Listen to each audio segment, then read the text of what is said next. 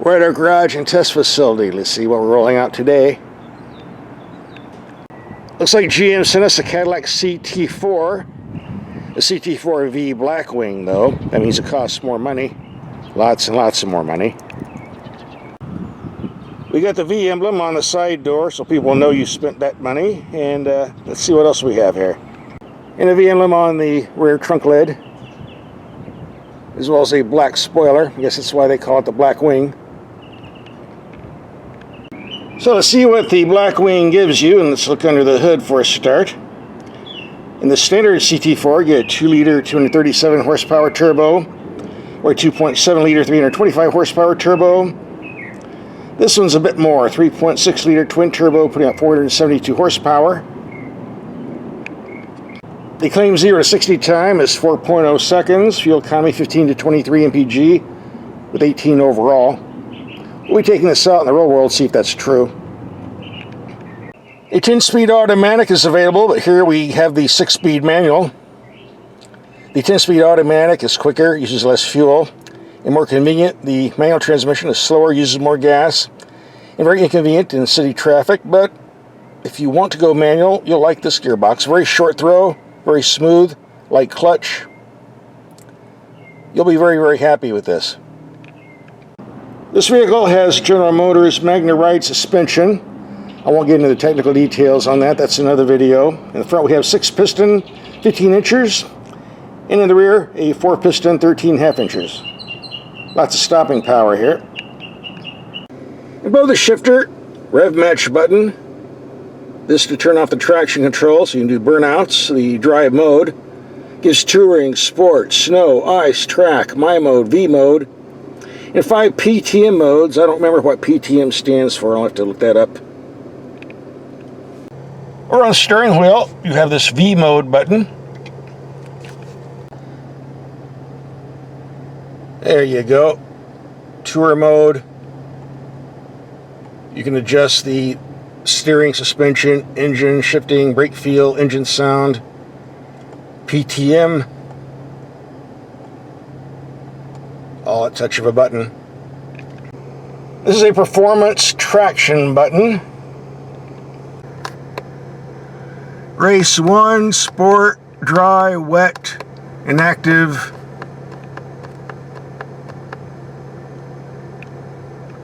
And looking into the windshield, we have the heads-up display, which is very, very bright. You can actually see it in the sunlight. We'll be taking this out in the dark later to see what it looks like. Very nice gauge cluster.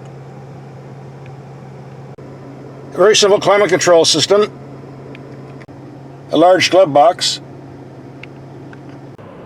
But while there's a lot of large room in the glove box, not much large room in the second row seating. Not as far as legroom goes anyway. The seats get rolled back. The rear passengers are going to have a problem with their legs. I guess you can put a bunch of monkeys back here. If you watch my videos, one of the first things we do when we get a vehicle is take the headlights out in the dark and see how they perform. We'll be doing that, but that's later on in the video, towards the end. We already did a video test on YouTube 2 or 3 days ago. No point making you watch it again if you've seen it. And the second thing we do is check to see if there's a spare tire in the trunk. Nope, just a cheesy tire repair kit. They say they do this to save weight because it's a performance car. They do it to save money. We all know that. By the way, here's your battery. Be interesting to get down in there. And speaking of money, you're probably wondering how much this cost. I have the price sheet right here. I want to pull the price sheet up on my computer screen. Makes it easier to see. Less wind out here. Alright, the car is 58 grand plus $995. Considering all the equipment you're getting, that's pretty good. $4,900 for the leather package. I could do without that. Performance data and video. $1,600. Yeah, I could use that. Technology package with air ionizer, heads-up display. I don't need that. Climate package. Don't need that. Wave metallic paint. Maybe. And the painted brakes, $5.95. $15 for a front license plate bracket. They're really nickel and diming us to death here. $9 in extras. Ugh. Well, not such great value anymore. Almost 70 grand. But if you did away with the leather package and some other goodies, you get this around the low 60s. A far better deal. But with the car shortage today, you're lucky to find any Cadillacs at all, so you take what you can get. Well, here's where it's made, if you care about stuff like that. Engine's made in Austria. That's interesting. Alright, first half of the video, show and tell is over. Second half, we're going to have to do some driving. The power steering is very quick and responsive regardless of the mode you put it in. I think most people will be happy with it. As you do all my videos, we're going to take some mild speed humps around 15 miles per hour. See how the suspension performs an impact, and start in the touring mode, which is what we're going to do most of my driving in. Here comes bump number 1.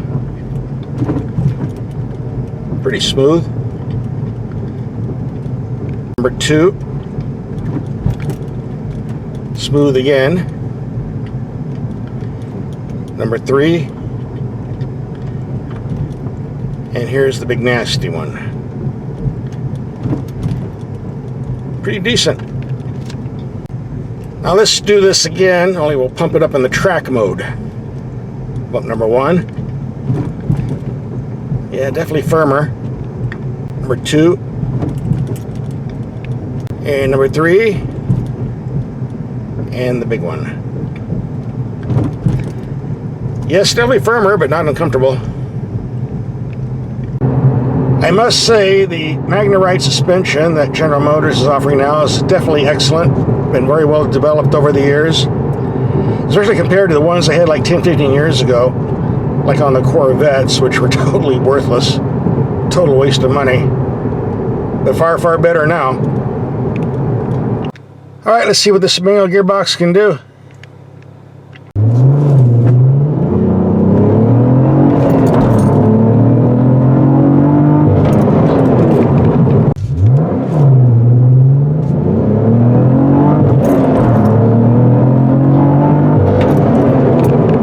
So driving like that doesn't really encourage fuel economy numbers. Today I put 53 miles on the clock, a lot of short trips, some 0 to 60 runs. Fuel economy 14.0. However, in the time this vehicle's been in the fleet, it's racked at 1,691.6 miles. Mainly mixed commuting, 26.9 miles per hour. 17.5 mpg, which is pretty close to the 18 claimed on the window sticker. We're going to take a freeway trip around 70 miles per hour, give or take. See what the highway fuel economy really is. Well, averaging 72 miles per hour, 22.8 mpg. Not bad. Okay, we're going to take this on a daytime road trip, but we have to stop and say hi to the frog, because if we don't, where is he? Freddy the Frog. It's bad luck, and I don't want any bad luck. So hi, Freddy the Frog. Goodbye, YouTube. Now we can be on our way.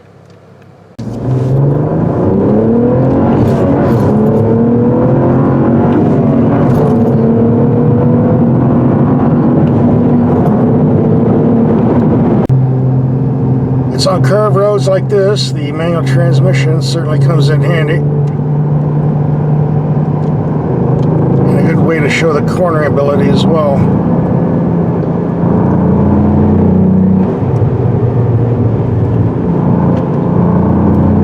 Yeah, go, baby.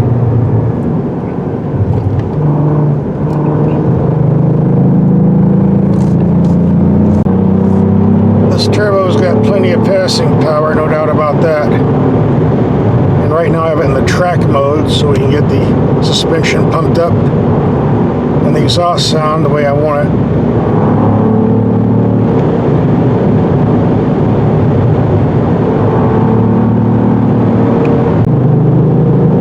If you're into high-speed cruising, this is certainly the car for you.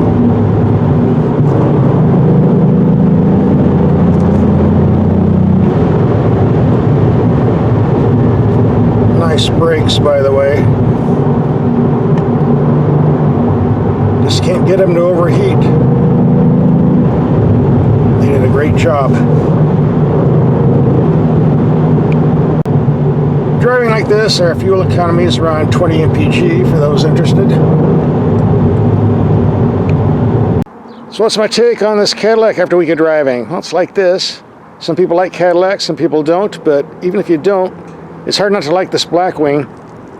Very, very impressive vehicle. A bit expensive, but very, very nice. I liked it. And don't go away, because part 3 of the video, our night drive's coming up. We'll see how these headlights do, another night driving. Alright, it's dark enough. Let's see what they do. Got a lot of light on the front here. These are on low beam.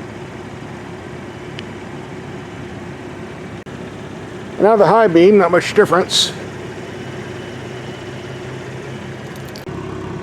And here's what the taillights look like. Thin and long. With the emergency flashers being drowned out by the taillights. A lot easier to see on the front, that's for sure. And the side mirrors. Yeah, I think this works better with the taillights turned off. Same for the front. And here's the rear view camera.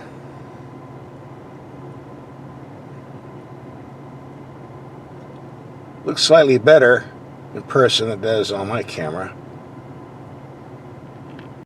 Not much of a light show as far as the other instruments go.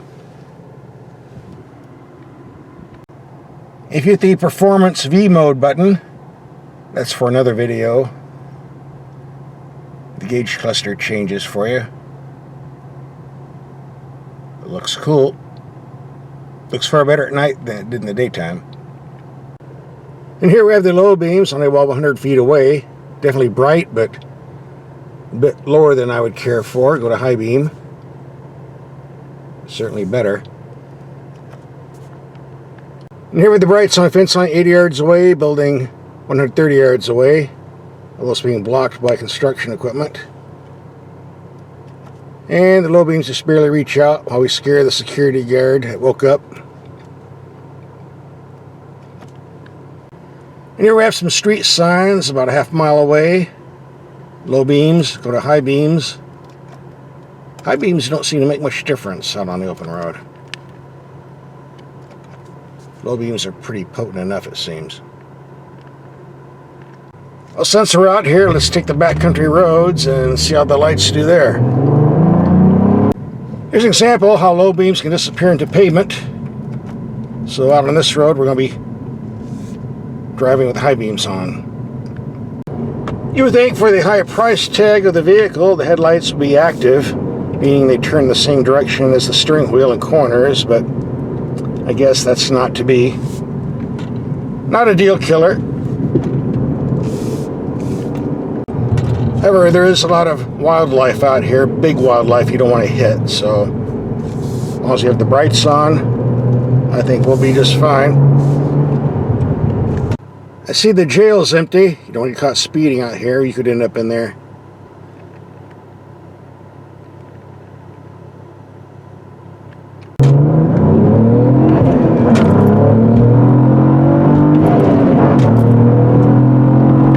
That was a nice little drive. That concludes our headlight test. Time to go back into town. The vampire bats are swarming around wanting to bite me.